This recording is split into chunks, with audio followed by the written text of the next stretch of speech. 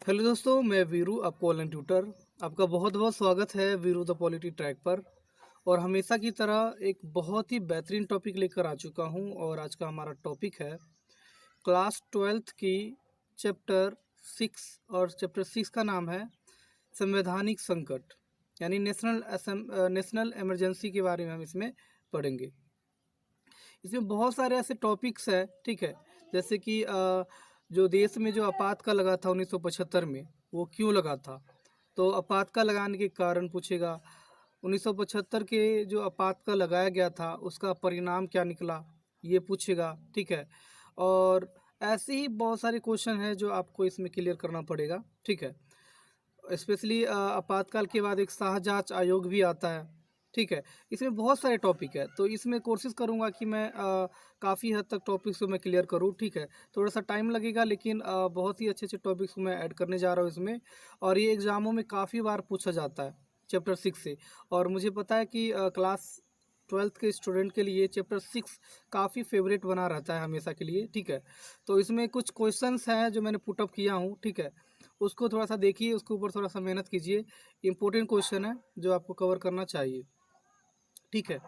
तो चलिए, सबसे पहले हम जान लेते हैं कि 1975 में जो आपातकाल लगाया गया था वो उसका कारण क्या था, ठीक है। तो सबसे पहले मैं बता दूं कि देश में राष्ट्रपति को दो प्रकार की शक्तियां प्राप्त है। एक शांतिकालीन शक्तियां और एक आपातकालीन शक्तियां, ठीक है। आपातकालीन शक्तियों की अगर बात करें तो आपातकालीन शक्ति का प्रयोग राष्ट्रपति तीन प्रकार से कर सकता है, ठीक है। एक है केंद्रीय आपातकाल, दूसरा प्रांतीय आपातकाल और तीसरा है वित्तीय आपातकाल। ये तीन प्रकार के राष्ट्रपति आपातकाल घोषित कर सकता है देश में।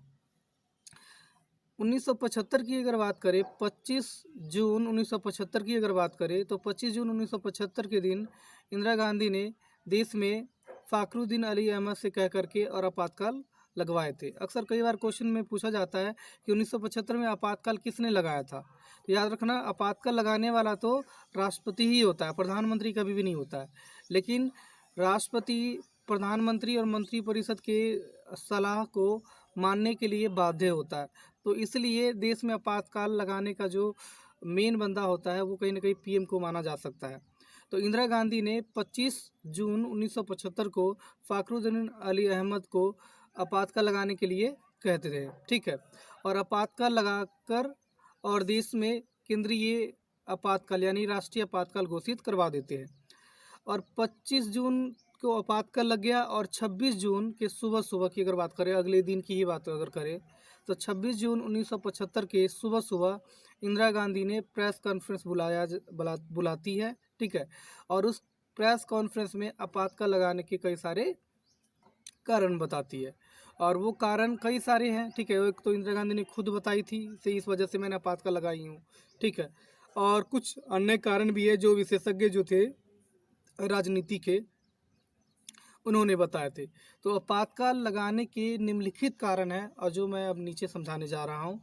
पहला कारण आर्थिक कारण है, दूसरा राजनीतिक कारण है और तीसरा न्यायिक कारण है, ठीक है। मुख्य रूप से ये तीन कारण हैं।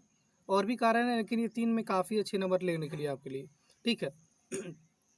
सबसे पहले मैं आर्थिक कारण की बात करता हूँ कि आपातकाल लगाने का आर्थिक कारण क्या था। तो आपातकाल लगाने की अगर बात करें आर्थिक कारण में, पहला पॉइंट है कि 1971 में इंदिरा गांधी ने गरीबी हटाओ की नारा लगाई थी, ठीक है। और ये गरीबी हटाओ की नारा देश की जो गरीबी है उसको ख़त्म करने के लिए लगाई थी, ये नारा लगाई थी, ठीक है। लेकिन ये नारा हो जाती है असफल, ठीक है। जितना गरीबी को हटाने के लिए सरकार ने जनता को भरोसा दिलाया था, ठीक है, उतना जनता के बातों को फुलफिल नहीं कर पाती है, गरीबों को दूर नहीं कर पाती, इसलिए नारा असफल हो जाता है। और इसी वजह से इंदिरा गांधी आपातकाल लगाती है। दूसरा कारण की अगर बात करें तो 1971 में भारत और पाकिस्तान के बीच में युद्ध हुआ था। और इस युद्ध में आपको पता है भारत जीता था, ठीक है। पूरी तरह से पाकिस्तान को हरा दिया गया था। और 90,000 से भी ज़्यादा जो सैनिक थे पाकिस्तान के, ठीक है, वो आत्मसमर्पण कर दिया था भारतीय सेना के सामने, ठीक है। ये जीत तो बहुत बड़ी थी हमारे लिए, लेकिन ये नुकसान इस वजह से था भारत के लिए कि भाई किसी भी देश को आप देखोगे युद्ध में अगर शामिल है, वो जीते या हारे उसकी अर्थव्यवस्था नुकसान में जाता है, ठीक है। और यही हुआ भारत के साथ भी। भारत युद्ध तो लड़ा, जीत भी गया, लेकिन 1971 के युद्ध की वजह से भारतीय अर्थव्यवस्था पर बुरा प्रभाव पड़ा। तो इसी वजह से उन्होंने आपातकाल लगाई। 2 पॉइंट। तीसरा पॉइंट, जब 1971 के युद्ध में हार गया था, तो उसका सपोर्ट करने वाला अमेरिका था, क्योंकि अमेरिका के सीटों सेंटों में कौन था? पाक था शामिल। भारत तो गुटनिरपेक्ष था। तो ऐसे में अमेरिका है ना 1971 के युद्ध में पाकिस्तान को सपोर्ट कर रहा था। तो 71 के वॉर में जब पाकिस्तान हार गया तो अमेरिका को ये चीज़ सही नहीं लगा, और इसी वजह से अमेरिका ने भारत को आर्थिक सहायता जो देता था वो बंद कर दिया। अमेरिका द्वारा आर्थिक सहायता भारत को बंद कर दिया गया। इससे भी भारत को थोड़ा बहुत जो हेल्प होता था इकोनॉमी को बूस्टअप करने के लिए, वो भी दिक्कत देने लगा, क्योंकि अमेरिका ने आर्थिक सहायता बंद करवा दिया हमारा। इसके अलावा 1971 की अगर बात करें तो बांग्लादेशी जो लोग थे 80 लाख की संख्या में भारत में अवैध रूप से आकर बस गए थे, विशेषकर असम में और दिल्ली के पास जो इलाका है एक सीमापुरी इलाका, वहाँ पर पे जो आप अंग्रेजी की बुक में साहिब आलम जो है चैप्टर, ठीक है, जो करेक्टर का नाम है उसमें भी आप पढ़ोगे आप, ठीक है, इसके बारे में थोड़ा सा स्टोरी रहेगा। तो इससे बांग्लादेशी लोग इतनी बड़ी संख्या में जब आए तो इससे भारतीय अर्थव्यवस्था पे काफ़ी ज़्यादा दबाव बढ़ गया, ठीक है। तो ये भी रीजन बना आपातकाल लगाने का कारण, ठीक है। आर्थिक कारण और क्या था? तो इंदिरा गांधी की अगर बात करें तो इंदिरा गांधी सरकारी कर्मचारियों के वेतन और भत्तों में कटौती कर दी। क्यों कर दी कटौती? रीज़न ये था कि वो सरकारी खर्च को कम करना चाहते थे, और सरकारी खर्च को कम करने का उनके यही तरीका सामने आया। इससे क्या हुआ कि सरकारी कर्मचारियों में काफ़ी ज़्यादा असंतोष भी बढ़ा, ठीक है। और नेक्स्ट पॉइंट है आपका कि माना जा रहा था कि जो हमारे बिहार के लोक नायक थे यानी कि जेपी नारायण, तो जेपी नारायण देश के सेना को सरकार के खिलाफ भड़का रहे थे, ऐसा भी माना जा रहा था, ठीक है। तो ये सब कारण था आपातकाल लगाने के कारण, ये आर्थिक रूप से ये कारण बना, ठीक है, कि देश में आर्थिक कारण क्या था आपातकाल लगाने का, तो यही था, ठीक है। अब हम जान लेते हैं राजनीतिक कारण क्या था। तो राजनीतिक कारण में मुख्य रूप से 3 पॉइंट को आपको एक्सप्लेन करना चाहिए। एक बिहार आंदोलन, दूसरा रेलवे हड़ताल, और तीसरा सांप्रदायिक दंगा, ठीक है। ये 3 पॉइंट को आपको एक्सप्लेन करना चाहिए, ठीक है। तो थोड़ी जानकारी मैं दे देता हूँ, क्योंकि ये टॉपिक पूरा 6 नंबर के लिए होता है, लेकिन मैं इसको शॉर्ट क्वेश्चन करके मैं समझा रहा हूँ इसको। बिहार आंदोलन के बारे में सबसे पहले हम जान लेते हैं। बिहार आंदोलन की अगर बात करें तो ये 1974 में शुरू हो गया था, ठीक है, और ये आपातकाल तक चालू हुआ था, चला था, ठीक है। ये आपातकाल के दौरान क्या था कि जो बिहार आंदोलन जो चल रहा था, ये रीजन क्या था चलाने का? तो बिहार में महंगाई, बेरोजगारी, ठीक है, भ्रष्टाचार, गलत शिक्षा नीति, ठीक है, और जो बिहार का जो नाकाबिल सरकार था, कांग्रेस का बिहार में सरकार था और केंद्र में भी कांग्रेस का ही था, तो बिहार का नाकाबिल सरकार को गिराना था, ठीक है, और गलत शिक्षा नीति था उसका विरोध करना था, और बेरोजगारी, गरीबी और महंगाई जो बढ़ रहा था उस पर कंट्रोल करने की मांग उठ रहा था इस आंदोलन के द्वारा, ठीक है। तो ये आंदोलन बिहार में इतना ज़्यादा व्यापक रूप से फैला क्योंकि बिहार के हर एक वर्ग इसको साथ दे रहा था, इसको सपोर्ट कर रहा था, ठीक है। ये आंदोलन बिहार के छात्रों ने किया था, और ये आंदोलन का नेतृत्व बाद में जाकर के जेपी नारायण ने किया था। तो ये आंदोलन इतना प्रभावशाली हुआ कि इसका प्रभाव बिहार के अन्य राज्यों में भी देखने लगा, और केंद्र सरकार भी इससे काफ़ी ज़्यादा प्रभावित हो रहा था, अफेक्ट हो रहा था, ठीक है। तो इसीलिए भी आपातकाल लगाने का कहीं ना कहीं ये कारण बनता है, ठीक है। और नेक्स्ट है रेलवे हड़ताल। रेलवे हड़ताल की अगर बात करें तो रेलवे हड़ताल ये भी 1974 में ही शुरू हुआ था, और इसका नेतृत्व जॉर्ज फर्नांडिस ने किया था। जॉर्ज फर्नांडिस रेलवे हड़ताल का नेतृत्व क्यों किया था ये जानना जरूरी है। तो देखो, रेलवे हड़ताल की अगर बात करें तो सबसे पहले हमें जानना चाहिए रेलवे कर्मचारियों के बारे में। पूरे भारत के जो रेलवे कर्मचारी है उनका एक संगठन है जिसे कहते हैं ऑल इंडिया रेलवे फेडरेशन, और ऑल इंडिया रेलवे फेडरेशन का जो चेयरमैन थे, अध्यक्ष थे, वो थे जॉर्ज फर्नांडिस। अब ये जो रेलवे कर्मचारी थे उन्होंने ये हड़ताल किया था, तो जाहिर सी बात है उनका संघ का जो चेयरमैन है उस इसका नेतृत्व करेगा। तो यही रीज़न था कि रेलवे कर्मचारियों का नेतृत्व जॉर्ज फर्नांडिस कर रहे थे और उनके लिए ये मांग था कि रेलवे कर्मचारियों के बोनस में 30% वृद्धि किया जाए। ठीक है, लेकिन उनके हड़ताल की वजह से राष्ट्र के ऊपर काफ़ी ज़्यादा अफेक्ट हो रहा था, क्योंकि ये रीढ़ की हड्डी माना जाता है देश की अर्थव्यवस्था का। तो इसलिए इनके बिना मांगों को पूरा किए ही इनको 1 महीने के अंदर अंदर शांत कर दिया गया था। ठीक है, लेकिन फिर भी कहीं ना कहीं लोगों में और कर्मचारियों में असंतोष था। ठीक है, और हाँ, एक चीज़ और जानना चाहिए, मांग तो बिगनिंग में नहीं पूरा किया गया था कांग्रेस के शासन में, लेकिन जब चौधरी चरण सिंह का जब सरकार बना था 79 में, तो उन्होंने 8% बोनस में वृद्धि किया था। 30% तो नहीं, लेकिन 8% वृद्धि किया था। तो कुछ हद तक इनके मांगों को बाद में जाकर के पूरा किया गया था। तो ये भी रीज़न बनता है। और नेक्स्ट है कि इंदिरा गांधी का कहना था कि 5वें आम चुनाव के टाइम के बाद देश में कुछ सांप्रदायिक दंगा को काफ़ी ज़्यादा बढ़ावा दिया जा रहा था। हिंदू मुसलमानों में दरारें पैदा हो रही थी और सांप्रदायिक दंगा को काफ़ी ज़्यादा बढ़ावा मिल रहा था। तो इस पर रोक लगाने के लिए उन्होंने ये आपातकाल लगाई थी। तो ये राजनीतिक जो कारण था आपातकाल का, वो उसमें 3 पॉइंट हम पढ़ेंगे। नेक्स्ट है न्यायिक कारण। न्यायिक कारण अब जानना चाहिए आपको कि 1971 में जब चुनाव हुआ था लोकसभा का चुनाव, ठीक है, तो 1971 के लोकसभा का चुनाव को इलाहाबाद हाई कोर्ट यानी कि आज का जो प्रयागराज कोर्ट है, ठीक है, उस कोर्ट ने इंदिरा गांधी के जो चुनाव क्षेत्र था जो जीती थी यूपी से, उसको अवैध घोषित कर देते हैं। ठीक है, और उस समय इलाहाबाद हाई कोर्ट का जो न्यायाधीश होते हैं वो होते हैं जगमोहन लाल। ठीक है, तो जगमोहन लाल जो न्यायाधीश थे हाई कोर्ट के, इलाहाबाद हाई कोर्ट के, उन्होंने 1971 के चुनाव को अवैध घोषित कर दिया था और उनको शासन में को संभालने के लिए मतलब रोक लगा दिया था। ठीक है, हालांकि उन्होंने हालांकि इंदिरा गांधी ने मतलब सर्वोच्च न्यायालय में अपील करके और इस फैसला को खारिज करवा दी थी। ठीक है, तो ये सब कारण था आपातकाल लगाने का, जो आपको सही तरीके से मैंने समझा दिया हूँ। अब कारण है कि आपातकाल क्यों लगाने का तो कारण समझ में आ गया। अब आपातकाल के परिणाम भी हम समझ लेते हैं।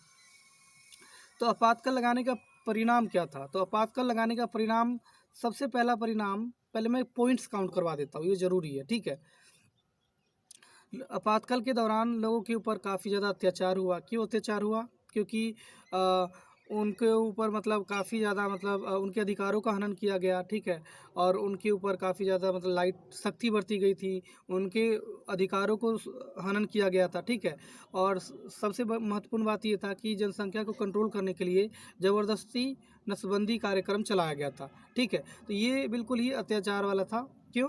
क्योंकि कुछ ऐसे लोगों को भी मतलब नसबंदी कर दिया गया था ज़बरदस्ती में, जो शादीशुदा नहीं था या फिर जिनके बच्चे अभी हुए नहीं थे, उनको भी नसबंदी कर दिया गया था, जो कि बिल्कुल ही अमानवीय था। ठीक है, और अत्याचार से भरा हुआ था। तो ऐसे कार्यक्रम की वजह से लोगों को काफ़ी ज़्यादा नुकसान उठाना पड़ा। दूसरा है कि निवारक नज़रबंदी के द्वारा, ठीक है, निवारक नज़रबंदी का मिसयूज किया सरकार ने, और निवारक नज़रबंदी का मिसयूज करके और साढ़े 800 से भी ज़्यादा विपक्षी जो नेता थे, ठीक है, उसको जेल में डाल दिया गया। ठीक है, और मीसा कानून में भी निवारक नज़रबंदी को ही कह दिया जाता है। आपातकाल के दौरान लोगों के मौलिक अधिकारों का व्यापक स्तर पर हनन किया गया था, क्योंकि लोग सरकार के खिलाफ कोई भी आवाज़ नहीं उठा सकता था। ठीक है, अपना अभिव्यक्ति की आज़ादी नहीं था उस टाइम। ठीक है, लोग संघ नहीं बना सकते थे, सार्वजनिक स्थल पे विरोध नहीं करते थे सरकार के सामने। ठीक है, अगर ऐसा करते हुए पकड़ भी गए ना, तो उनको जेल भी डाल दिया जाता था। तो ये 3 पॉइंट आपको सबसे पहले पेयर बना करके याद करना चाहिए। ठीक है, फिर 4 चीज़ों पर प्रतिबंध मुख्य रूप से लगाया गया था। सबसे पहले आंदोलन व हड़ताल पर, दूसरा प्रेस पर प्रतिबंध, तीसरा न्यायपालिका पर प्रतिबंध, और फिर नेक्स्ट है स्वयंसेवी संगठन और जमात इस्लामी पर प्रतिबंध। ये 4 चीज़ों पर प्रतिबंध लगाया गया था। अब बारी बारी से हम समझते हैं। देखो, आपातकाल के दौरान कई सारे आंदोलन और हड़ताल चल रहा था, ठीक है, सरकार के खिलाफ, क्योंकि उस समय सरकार तानाशाही बन गया था और उस समय बेरोजगारी, गरीबी, महामारी, भ्रष्टाचार उच्च लेवल पे था। तो जाहिर सी बात है कि देश में आंदोलन और हड़ताल होगा ही सरकार के खिलाफ, लेकिन सरकार ने इन सब चीज़ों पर प्रतिबंध लगा दिया गया था। ठीक है, दूसरा चीज़ प्रेस पर प्रतिबंध। प्रेस पर प्रतिबंध लगा करके और प्रेस को साफ साफ कह दिया गया था कि आप कुछ भी पब्लिश करते हो, कुछ भी छापते हो, तो सरकार के ऊपर अगर कुछ भी आर्टिकल छापते हो तो सबसे पहले सरकार को इसके बारे में नॉलेज देना पड़ेगा, सरकार को बताना पड़ेगा। अगर वो उनको कोई दिक्कत नहीं है तो आप छाप सकते हो, अन्यथा नहीं। ठीक है, तो इसीलिए बहुत सारे पत्रकार जो थे, न्यूज़पेपर जो थे, वो छपनी बंद हो गई थी। विशेष करके मेन स्ट्रीम और सेमिनार जैसे जो न्यूज़पेपर थे, ठीक है, ये सब छपनी बंद हो गई थी। कुछ ऐसे भी पत्रकार थे या फिर न्यूज़पेपर वाले थे जो सरकार की कमियों को दिखा रहे थे। ठीक है, तो ऐसे न्यूज़पेपर, ऐसे मीडिया, ऐसे प्रेस पर कार्रवाई करते हुए उन्होंने उनके दफ्तरों के बिजली कटवा दिए थे ताकि उनके खिलाफ कुछ भी छाप ना सके ये। ठीक है, तो ये सब प्रतिबंध लगाने के लिए उन्होंने काम किया था सरकार ने। इसके अलावा न्यायपालिका पर प्रतिबंध। आपातकाल के दौरान न्यायपालिका भी प्रतिबंधित था, पूरी तरह से प्रतिबंधित था वो। ठीक है, और लोगों के अधिकारों का जब हनन हो रहा था तो न्यायपालिका की जिम्मेदारी है कि उनके अधिकारों की रक्षा करे। लेकिन सच बात यह है कि आपातकाल के दौरान वो खुद प्रतिबंध था, जिसकी वजह से लोगों के अधिकारों का हनन होने पर भी वो उनके अधिकारों की रक्षा नहीं कर पा रहे थे। ठीक है, और लोगों को न्याय नहीं दे पा रहे थे, इतना अत्याचार हो रहा था। तो ठीक है, तो ये सब हो रहा था। एक स्वयंसेवी संगठन की बात करें तो वो आरएसएस होता है। ठीक है, और ये हिंदुओं का एक प्रकार का संगठन था।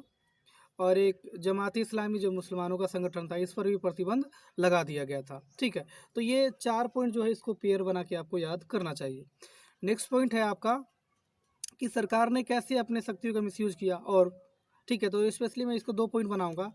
देखो, सरकार जो था ना, इंदिरा गांधी का जो सरकार, उन्होंने सबसे पहले तो अपने सत्ता यानी पावर, अपने पावर और पुलिस प्रशासन का ना अपने हथियार, अपने औजार, अपने वेपन की तरह प्रयोग किया। ठीक है, और जितने भी लोग थे जो धरना प्रदर्शन कर रहे थे उनके खिलाफ, पुलिस प्रशासन के द्वारा और अपने पावर का यूज करते हुए उनको बंदी बना देते थे और उनको कुचल देते थे आवाज़ों को। दूसरा पॉइंट कि सरकार ने एक विवादास्पद संशोधन किया था और वो 42वां संशोधन था। 42वां संशोधन को छोटा कॉन्स्टिट्यूशन कहा जाता है, यानी कि छोटा संविधान। ठीक है, मिनी कॉन्स्टिट्यूशन कह सकते हैं, इसी को इंदिरा कॉन्स्टिट्यूशन कह सकते हैं। ठीक है, 42वां संशोधन में ऐसा क्या था जो विवादास्पद था? तो सबसे पहले लोकसभा का कार्यकाल 5 से 6 साल कर लिया गया था 42वां संशोधन के द्वारा। और दूसरा, 42वां संशोधन के द्वारा और भी कई सारे ऐसे संशोधन किया गया था जो न्यायपालिका को कमज़ोर कर रहा था और वो देश के जो जनता था उनके लिए अहितकारी था। तो ये सब चीज़ें थी जो 42वां संशोधन को विवादास्पद बना रहा था। तो ये सब नेगेटिविटी हो रही है आपातकाल के दौरान, तो ये आपातकाल का परिणाम में काउंट आ जाएगा। ठीक है, अब इंदिरा गांधी के जो बेटे थे संजय गांधी, उनका क्या भूमिका था ये भी जान लेते हैं। तो इंदिरा गांधी की अगर बात करें, उनके बेटे की, संजय गांधी की, तो उन्होंने क्या किया था? तो उन्होंने बिना किसी आधिकारिक पद की, कोई भी आधिकारिक पद नहीं थी, ठीक है, उनके पास, लेकिन फिर भी बिना किसी आधिकारिक पद के वह सत्ता और पुलिस प्रशासन के कार्यों में दखलंदाजी कर रहे थे। First point. दूसरा, कि पुराने झुग्गी झोपड़ियों और सब्जी मंडियों को उन्होंने उजाड़ दिया था, हस्तांतरित कर दिया था। तो ये सब सारे के सारे गलत चीज़ें हो रही थी आपातकाल के दौरान। ठीक है, तो देखो, आपातकाल का परिणाम की अगर बात करें तो मैंने 2 भागों में बांटा हूँ। एक, आपातकाल के दौरान जो भी कुछ हो रही थी वो भी परिणाम होगा, और आपातकाल जब 77 में ख़त्म हुआ होगा, ठीक है, उसके बाद जो कंक्लूजन निकला होगा, परिणाम निकला होगा, वो भी तो आपातकाल का परिणाम होगा। तो आपातकाल के दौरान और आपातकाल के बाद जो भी परिणाम निकला वो आपातकाल का परिणाम है। तो जान लेते हैं कि आपातकाल जब समाप्त हुआ तो उसका परिणाम क्या निकला।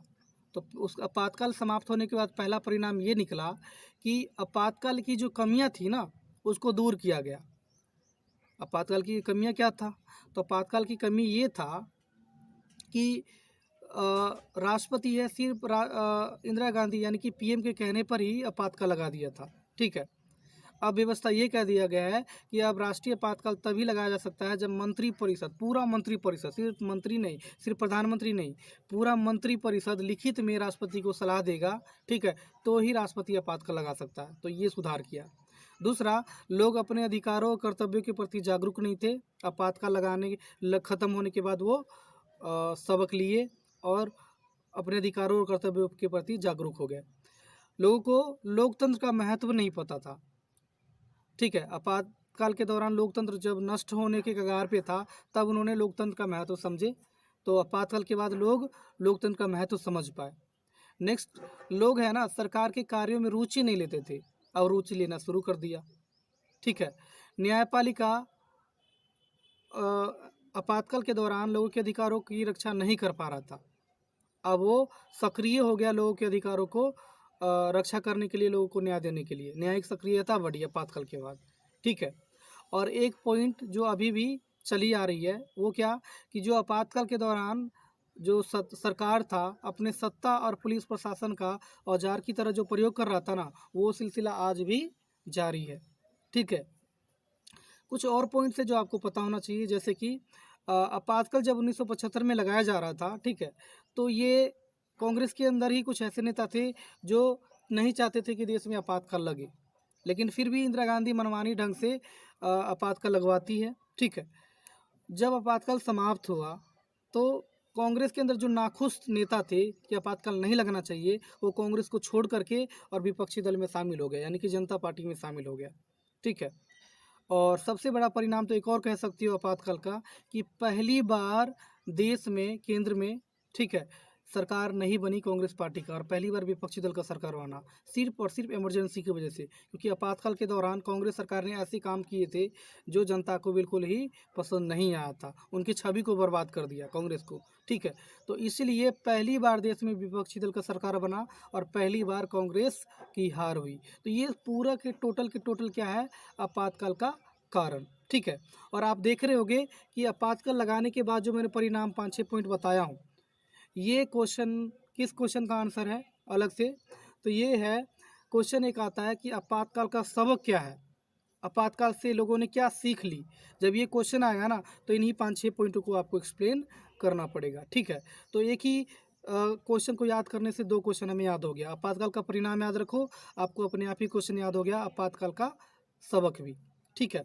आपातकाल का परिणाम याद करने का एक और बेनिफिट है, क्या बेनिफिट है, तो आपातकाल का अगर परिणाम अगर याद कर लेती हो तो एक क्वेश्चन आता है कि छठा आम चुनाव यानी 1977 के आम चुनाव में कांग्रेस पार्टी क्यों हार गया, या छठे आम चुनाव में पहली बार मोरारजी देसाई का सरकार यानी जनता पार्टी की सरकार क्यों बना, या छठे आम चुनाव में पहली बार विपक्षी दल का सरकार क्यों बना।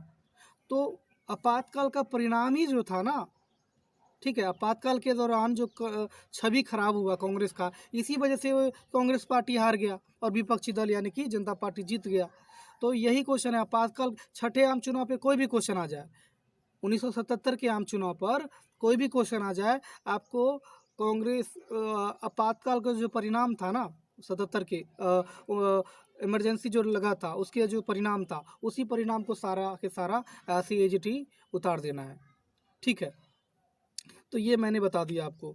अब एक लास्ट टॉपिक जो छोटा सा है मैं करवा के जाता हूँ, ठीक है, फिर दूसरा वीडियो में हम सब कवर करेंगे इस आधे चैप्टर को। टॉपिक है कि जब जनता पार्टी का सरकार बना 77 में, ठीक है, तो उन्होंने ना एक शाहजांच आयोग बुलाया था ताकि कांग्रेस पार्टी का जो गवर्नमेंट था आपातकाल के दौरान क्या गलत किया उसको जांचा जा सके। ठीक है। तो इसके ऊपर क्वेश्चन बनता है कि शाहजांच आयोग क्या है। ठीक है। इस आयोग ने क्या सरकार के सामने रिपोर्ट पेश की और सरकार का प्रतिक्रिया क्या थी इस रिपोर्ट के प्रति, ऐसा क्वेश्चन आता है 4 से 6 नंबर में। तो सबसे पहले हम शाहजांच आयोग का डेफिनेशन पढ़ लेते हैं। शाहजांच आयोग का गठन 1977 में हुआ था और ये जनता पार्टी की सरकार जब बना था तब उन्होंने इसको गठन करवाया था। ठीक है। ताकि आपातकाल के दौरान लोगों पर हुए अत्याचारों को सही था या गलत था उसका पता किया जा सके। ठीक है। और इस आयोग के अध्यक्ष न्यायमूर्ति जेसी शाह थे, और जेसी शाह थे इसलिए उन्हीं के नाम पर, उन्हीं के सरनेम पर इस आयोग का नाम पड़ गया शाह आयोग या फिर शाहजांच आयोग। अक्सर आयोग का जो अध्यक्ष होता है उन्हीं अध्यक्ष के जो सरनेम है उसी सरनेम के नाम पे आयोग का नाम रखा जाता है। ठीक है।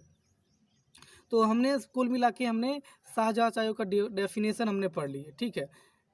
अब हम पढ़ लेते हैं कि शाहजांच आयोग की रिपोर्ट क्या थी। तो इसका रिपोर्ट बिल्कुल सेम टू सेम था जो आपातकाल के दौरान जो 10 पॉइंट मैंने लिखवाया था परिणाम में। ठीक है। वो सेम टू सेम यहाँ पे आपको पेस्ट कर देना है। क्या क्या, तो ध्यान से सुनो। मौलिक अधिकारों का हनन हुआ था। ठीक है। नसबंदी के द्वारा लोगों पर अत्याचार हुआ था, मीसा कानून का दुरुपयोग हुआ था, आंदोलन हड़तालों पर प्रतिबंध लगा था। ठीक है। और प्रेस पर प्रतिबंध, न्यायपालिका पर प्रतिबंध, स्वयंसेवी संगठन और जमात इस्लामी पर प्रतिबंध, ठीक है। और सरकार ने हथियारों के रूप में किसका प्रयोग किया था? पुलिस प्रशासन और सत्ता का प्रयोग किया। 42वां संशोधन, संजय गांधी की भूमिका, ये सारे के सारी चीज़ें उन्होंने वहाँ पे रिपोर्ट में बताया। शाह जांच आयोग ने सरकार के सामने रखा कि ये सारे के सारे आपातकाल के दौरान चीज़ें हुई थी। अब सरकार की प्रतिक्रिया क्या थी इस रिपोर्ट के प्रति? तो देखो, सरकार इस बार विपक्षी दल का है, और जो ये आयोग रिपोर्ट पेश किया है ना, वो कांग्रेस के खिलाफ है। और जाहिर सी बात है कि जो सामने वाला जो नया सरकार बना है विपक्षी दल का, वो इस रिपोर्ट को सही मानेगा, और सही था भी। तो प्रतिक्रिया क्या थी? तो सरकार ने शाह जांच आयोग की रिपोर्ट के प्रति प्रतिक्रिया दिखाते हुए कहा कि ये रिपोर्ट बिल्कुल सत्य है, ठीक है।